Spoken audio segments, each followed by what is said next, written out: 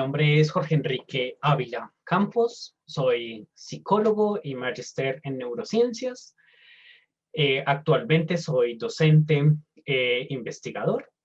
En investigación estoy interesado en temas relacionados con biomarcadores asociados a trastornos de comportamiento en niños, como los aspectos biológicos que están relacionados con la presencia y mantenimiento de trastornos de comportamiento que aparecen muy temprano en el desarrollo.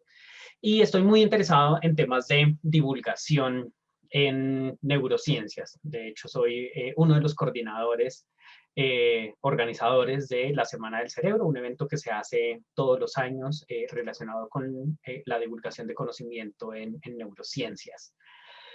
En temas que tienen que ver principalmente con salud mental y conocimiento de el cerebro a partir de herramientas y un lenguaje fácil de entender.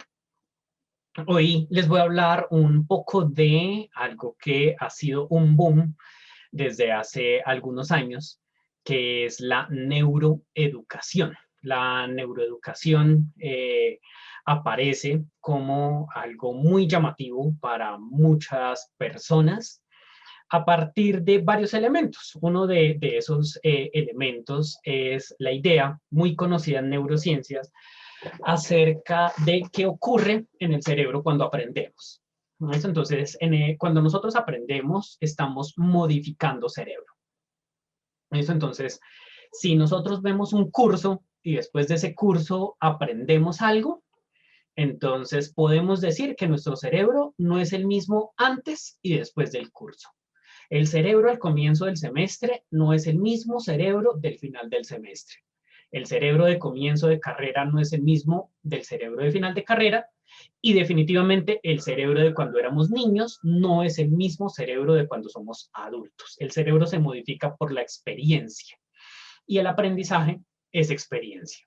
¿Listo? Entonces tenemos cambios químicos, cambios estructurales. Cambios estructurales quiere decir que literalmente la estructura del cerebro se modifica a nivel microscópico, ¿listo? Pero se modifica, ¿listo? Cambian las estructuras de las neuronas, se crean, se pierden conexiones entre neuronas, se fortalecen, se debilitan, y hay cambios funcionales, ¿listo? Partes del cerebro que antes hacían una cosa y ahora hacen otra, o partes que no estaban conectadas y ahora sí. Eso nos lleva también a otra idea sobre la cual tenemos mucha claridad, y es el tema en educación, el interés en educación muy relacionado con la mejora de los procesos de enseñanza-aprendizaje. Todos los años las facultades de educación, los pedagogos están buscando nuevas estrategias, están buscando alternativas para mejorar los procesos de enseñanza-aprendizaje. Entonces, a partir de eso, pues aparece un matrimonio esperable, un matrimonio con futuro, y eso es neuroeducación. Entonces, si las neurociencias están interesadas en el aprendizaje, en los procesos biológicos que subyacen al aprendizaje, y la educación también en los procesos de enseñanza-aprendizaje y en potenciarlos, mejorarlos o entenderlos, pues aparece la neuroeducación como algo que se tenía que dar. Entonces, la neuroeducación se presenta como un campo de las neurociencias que intenta responder de manera rigurosa y científica diferentes preguntas que son de interés en el campo educativo. Entonces, como cuáles son los factores que intervienen en el aprendizaje, cómo podemos analizar el rol de las funciones ejecutivas, la memoria, la atención, la flexibilidad, como potenciadores o ralentizadores en algunos casos cuando no funcionan bien de los procesos de aprendizaje, particularmente en los niños. Cómo juegan las emociones un papel en la educación, que es algo de lo que se habla mucho, que sin emoción no hay aprendizaje. Ahorita un tema súper popular en los colegios, y es la idea de que los niños tienen que ser felices. Entonces aquí educamos a niños felices como una bandera de marketing en los colegios, los hitos del desarrollo, entonces, qué se debe enseñar en cada etapa del desarrollo. Es diferente lo que le enseña a un niño, las metodologías, las estrategias que utiliza un preescolar versus las que utiliza un primaria, bachillerato, universidad, educación con adultos, bueno, lo que sea. Y una idea también bastante frecuente es cómo potenciar las capacidades. Eso entonces, cómo lograr aprender más rápido, cómo memorizar más cosas, cómo ser mejor en matemáticas, mejor en música, mejor en deportes. Entonces, hasta acá podríamos decir que todo es un escenario feliz. ¿Listo? Entonces, a las neurociencias le interesa, a la educación le interesa, aparece algo que se llama la neuroeducación, entonces unificamos esos dos saberes y tenemos estrategias potenciadas. ¿Listo? Y parece que todo funciona muy bien. Y podríamos tener la respuesta, la gran respuesta a la gran pregunta, y es cómo enseñarle a los niños a aprender. ¿Listo? Entonces, gracias a los avances de la educación, gracias a los avances de las neurociencias, podríamos resolver esa pregunta. Y habría algunas entidades importantes que lo soportan.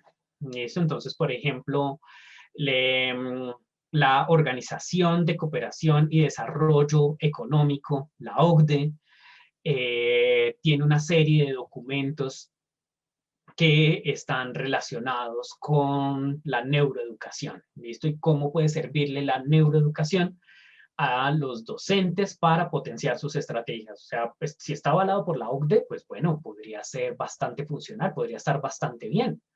Harvard tiene maestrías y doctorados en mente, cerebro y educación. Entonces, es una universidad muy reconocida, eso que lo hace.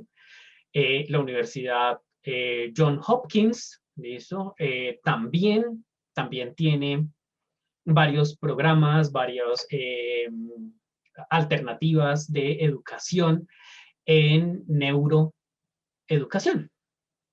Entonces, bueno, si la John Hopkins, Harvard, la OCDE incluyen esto, pues es porque está bien y es un camino por el que seguramente hay que ir, está avalado. Sin embargo, del dicho al hecho hay mucho trecho y vamos a encontrar algunos obstáculos importantes en el camino. Y estas rocas que se nos van a interponer en el camino, pues nos van a generar bastantes inconvenientes. Algunos de esos obstáculos pues van a ser los mitos, leyendas, historias que vamos a encontrar con respecto a neuroeducación o al funcionamiento del cerebro cuando aprendemos. Y estos mitos, lejos de tener algo interesante y valioso a nivel cultural como nuestros mitos colombianos, son una piedra en el zapato. Y de hecho lo que hacen es entorpecer muchos procesos importantes. Y vamos a tener la opción de clasificar algunas afirmaciones, algunas ideas como mito, verdad a medias o realidad. Y eso no necesariamente va a ser fácil. Eso entonces, algunos vamos a reconocerlos como eso es absurdo. Listo. O eso me genera bastantes dudas. O yo siempre pensé que eso era real. Entonces, ¿cómo así? ¿Sí, siempre sí o siempre no?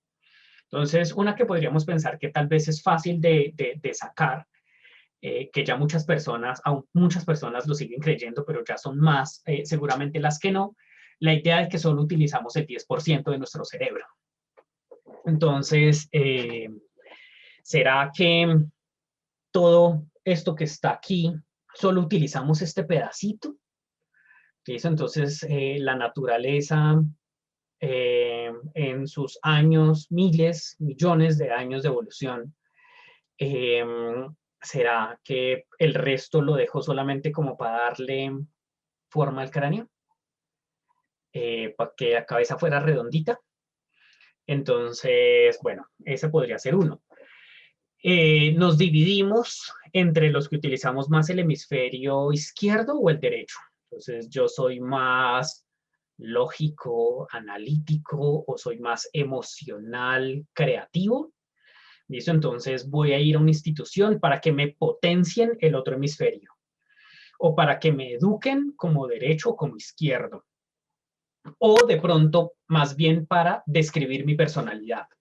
Entonces, puedo dividir mi cerebro en cuadrantes, ¿listo? Y decir si yo soy frontal derecho, frontal izquierdo, límbico derecho, y eso va a permitir identificar cómo soy yo, ¿listo? Describir mi personalidad. ¿Será que podemos dividir la personalidad de todos los habitantes del mundo en 4 grupitos? Podemos dividir a las personas en 4 grupitos de acuerdo a su cuadrante cerebral predominante. ¿Será que podemos tratar el TDAH bajándole el azúcar a los niños y aumentando el consumo de omega 3? O sea, si le quito a los niños con TDAH, a los niños inquietos el azúcar y les doy pescadito, ¿será que dejan de tener TDAH? ¿Será que funciona? ¿Listo? ¿Existen estilos de aprendizaje? Los estilos de aprendizaje, pues, el kinestésico, el musical, el visual. ¿Cuántos son finalmente? Debemos acomodar la enseñanza a ellos. Los docentes deben identificar los estilos de aprendizaje de sus alumnos. ¿Hay evidencia suficiente de esos estilos de aprendizaje? Debemos enseñar a los niños a leer, resolver operaciones matemáticas, una segunda lengua, tocar violín, tocar piano y hacer natación muy temprano en su desarrollo para que sean más inteligentes. Entonces, ¿qué de esto consideramos un mito? ¿Qué consideramos una verdad a medias? ¿O qué consideramos como un hecho real? Y eso va a ser uno de los elementos que tenemos que tener en cuenta. Pero, ¿cuál puede ser el origen de esos mitos? ¿De dónde salen finalmente? Entonces, podríamos echarle la culpa por ahora, seguramente tendremos a muchos más, pero por ahora le vamos a echar la culpa a 3 participantes. Esto, por un lado, podríamos responsabilizar a los científicos. ¿Listo? Entonces, a los neurocientíficos que tal vez en su forma de reportar sus resultados no son lo suficientemente claros, y cuando los periodistas leen esos datos, pues al no ser lo suficientemente claros, de pronto dan reportes que no son correspondientes con la realidad. O los neurocientíficos, algunos neurocientíficos deliberadamente engrosan o magnifican sus resultados y dicen cosas que no necesariamente tienen el peso suficiente o la evidencia suficiente. Y eso adquiere la gente. O podemos tener a los docentes. Entonces, los docentes que en su afán por tener mejores procesos de enseñanza, mejores estrategias, ser innovadores, pues adquieren información. Además, se encuentran tal vez un libro, listo, que es de fácil acceso, pues económico, al lado de los chicles, en el centro comercial. Entonces cogen ese librito y pues les parece fácil de entender, se ve coherente y pues lo asumen como cierto. Eso cuando realmente puede ser un libro con muchas falencias. ¿Listo? O podríamos tener a un tercer responsable. ¿Listo? Y son estos gurús, estas personas que guían nuestro camino en algún sentido, desde alguna filosofía en particular, que nos dicen cómo debemos educar a nuestros hijos, cómo debemos educar a nuestros estudiantes, cómo debemos enseñar, y lo plantean con un lenguaje fácil de entender. Además se visten muy cool, hablan muy chévere, son fáciles de entender, utilizan lenguaje técnico pero que yo puedo comprender, y todo suena súper real y facilísimo de aplicar, pero realmente son más embusteros que otras cosas. ¿Listo? Entonces, esos podrían ser algunos de nuestros responsables. Y aparecen las fake news. Eso, entonces, información que nos parece real, pero que realmente es falsa. ¿Listo? Entonces, si a nosotros nos dicen, por ejemplo, que la vacuna para el COVID se la van a inyectar a las papas. ¿Listo? Entonces, pues para que sea más fácil de dársela a todo el mundo y todo el mundo come papas, entonces pues se la van a dar a las papas, se la van a poner a las papas pues debido a la vacuna se van a volver azules, entonces cuando usted vea papas azules, pues son papas vacunadas. ¿Listo? Esa noticia tal vez nos suena bastante irrisoria, bastante irreal y probablemente no la creamos o muy poca gente la crea.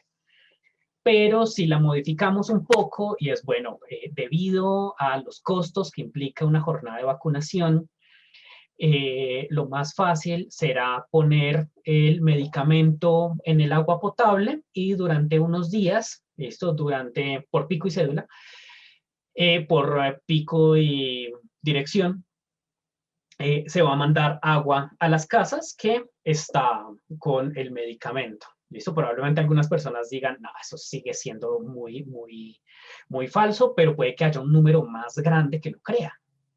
¿Listo? Si aparece otra noticia, no, la vacuna se va a dar por estrato. ¿Listo? O se va a dar por haber pagado impuestos. El que pagó impuestos recibe su vacuna. Eso ya suena un poquito más real. Puede ser falso.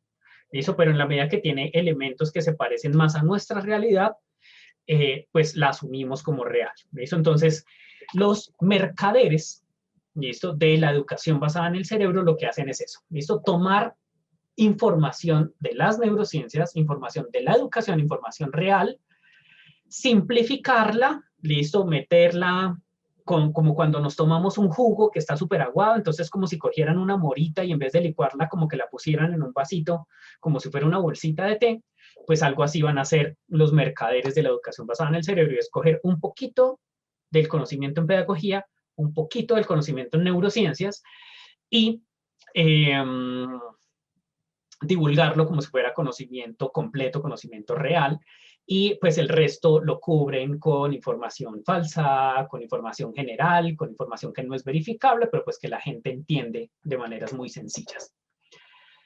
Entonces, ¿cómo hacemos para saber si lo que estamos revisando, lo que estamos leyendo es información bien fundamentada, probablemente cierta, algo que es una especulación inteligente? O sea, pues no tiene evidencia, pero suena interesante, o sea, por ahí podríamos comenzar a investigar algo, o definitivamente es pura paja, ¿listo? Es carreta, son neuromitos, ¿listo? Entonces vamos a tener que comenzar a diferenciar los científicos de los cuentíficos.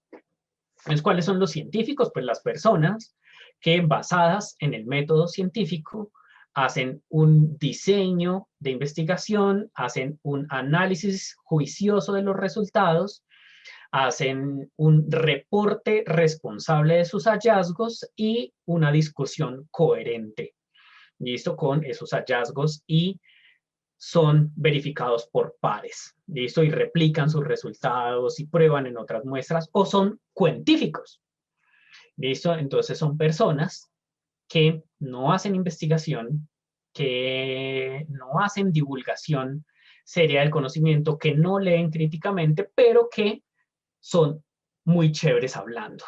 Eso entonces es muy chévere escucharlos en YouTube, es muy chévere ver sus posts en Instagram, su cuenta de Twitter tiene una serie de trinos súper interesantes, súper graciosos, pero realmente lo que dicen es más cuento que realidad.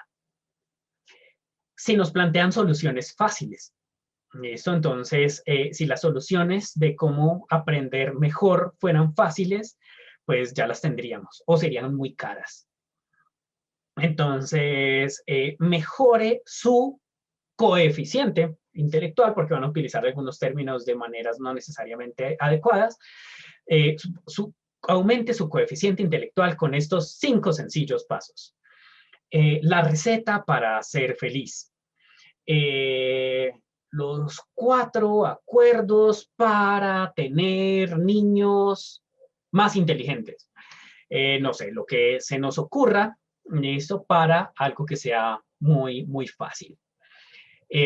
Alguien que pretenda acelerar un proceso que es natural, un proceso que se da de manera evolutiva, pero acelerada. Entonces, haga que su niño se gradúe en menos tiempo. Memorice 500 palabras en 28 segundos. Eso, entonces, pues nosotros vamos a memorizar lo que tengamos que memorizar en el tiempo que nuestro cerebro haya aprendido a hacerlo. Los niños van a hablar cuando sea su tiempo, van a aprender matemáticas cuando sea su tiempo. Unos lo hacen más rápido, otros se demoran un poquito más, algunos lo logran muy bien, otros van a tener dificultades, pero son procesos que se van dando naturalmente. Siempre vamos a tener un interés por tratar de acelerarlos. Correlación no es causalidad. Y eso, si yo me encuentro un estudio que dice, no sé, los niños que comieron maní, se encontró una correlación entre que los niños que comieron maní tuvieron mejores puntajes en las pruebas de inteligencia. Entonces, la conclusión, hay que darle maní a los niños. ¿Listo? Correlación no es causalidad. ¿Listo? Puede ser que los niños que hayan comido maní, además de comer maní, tenían padres que les daban una dieta muy balanceada, que se preocupan por su desarrollo, que están en instituciones educativas donde se favorece el aprendizaje respetuoso, cosas por el estilo, y adicionalmente tienen una buena nutrición y bueno, una cantidad de elementos que no son solo el maní. Las fuentes, esto lo encontré en PsicoWow, en Psicoimpresionante, en Neurodescréstate, o es en PubMed, en Science Direct. ¿En qué encontré esta información? En la sección de salud de un periódico reconocido, en una revista de ciencia o en una editorial que hace divulgación del conocimiento en pedagogía, que es reconocida. El perfil del investigador, cuando meto en Google el nombre de esta persona, me aparece que ha trabajado en libros, que ha hecho artículos con universidades, que participa en congresos de investigación. Su perfil me aparece en MinCiencias, o esta persona me aparece solo en Twitter, me aparece solo en Instagram, me aparece solo en libros que venden al lado de los cabanos, los chicles y la revista de belleza. ¿Dónde aparece esta persona? Y esto tiene más pinta de científico o de cuentífico. Y pues tener cuidado con el seductor encanto de las explicaciones en neurociencias, algo de lo que hablaron in Barma y Barma, y es pues cuando aparece una explicación que habla de la amígdala, del circuito frontotemporal, de la dopamina, de la serotonina, de la neuroplasticidad, y además de eso lo acompañamos con imágenes del cerebro donde aparecen unas lucecitas de donde el cerebro se activa, pues eso automáticamente podríamos pensar que se ve robusto, ¿listo? Que se ve interesante, que se ve científico, ¿listo? Y puede que sea así o puede que sea solo decoración, ¿listo? Entonces, tendríamos que ver eso. No es fácil, ¿listo? Poder discriminar a qué le creo, a qué no le creo, cómo romper estos mitos, cómo comenzar a buscar información verificable, no es fácil. ¿Listo? Y no lo puede hacer una sola persona. Definitivamente tenemos una brecha, un abismo entre neurociencias y educación, y se han tendido algunos puentes, y eso, algunos de estos puentes podríamos decir que son fuertes, algunos de estos puentes son apenas unas cuerditas, ¿listo? Que se pueden romper fácilmente. Entonces, definitivamente lo que tenemos que hacer es crear puentes más sólidos. Y uno de esos puentes es un lenguaje común. ¿Listo? Un lenguaje que entiendan los neurocientíficos y que entiendan los educadores. ¿Listo? Y ojalá que entienda el resto de la comunidad educativa. Entonces, si se crea ese lenguaje común, va a ser más fácil entendernos y va a ser más fácil llegar a colaboraciones, a divulgaciones, a generar investigaciones. ¿Listo? La presencia de un neuroeducador en la escuela. Esto no necesariamente es una verdad o es algo que se deba hacer, son propuestas y deben ser entendidas de esta forma. En muchas ocasiones, en algunos planteles educativos, ni siquiera contamos con un servicio de enfermería o cosas por el estilo. Entonces, pues pensar en que haya un neuroeducador pues va a ser más difícil, pero en las ocasiones donde se pudiera dar, pues que este neuroeducador tenga un rol de asesor más que de supervisor, esto que sea un mediador entre los que hacen ciencia básica y los que están en la práctica educativa. Lograr capacitación para los docentes, ¿listo? Una capacitación que sea asequible, ¿listo? Dentro de los tiempos y que sea económicamente viable para las personas que están en la comunidad educativa y se quieran capacitar en este tema. Capacitaciones que son más fáciles de hacer y que incluso no serían tan costosas. Entonces, bueno, pues yo como educador tengo que preocuparme por una cantidad de cosas. Ahora, además de eso, tengo que saber cuál es una fuente fiable y una que no lo es. Entonces, bueno, ¿qué podríamos entender como una fuente fiable? Denme un listado o donde encuentro fuentes que yo pueda decir en eso confío. Listo, ¿quiénes son investigadores reconocidos en el área? ¿Qué revistas les puedo creer? ¿A cuáles no? ¿Cuáles son libros arbitrados? Listo, ¿cuáles libros fueron revisados por otros investigadores para verificar esa información? Si los docentes logran eso, pues ellos mismos se van a proteger de la información falsa, ¿listo? Y no van a ser multiplicadores de esa carreta, sino van a ser multiplicadores de la ciencia real, ¿listo? De la neuroeducación basada en la evidencia. Se requiere inversión, ¿listo? Dignificar la profesión para que la motivación permita que los docentes quieran investigar más, quieran capacitarse más, tengan el tiempo de hacerlo y las ganas de hacerlo. Y para eso se requiere invertir. El enfoque no puede estar solo en los niños cuando hablamos de neuroeducación, sino que tiene que estar centrado en toda la comunidad educativa, y esto incluye a los padres, a los docentes, a los investigadores, a las directivas, al personal administrativo, a la gente del barrio, bueno, a todas las personas que podrían estar relacionadas con la comunidad educativa. Y pues esto que termine en colaboraciones reales.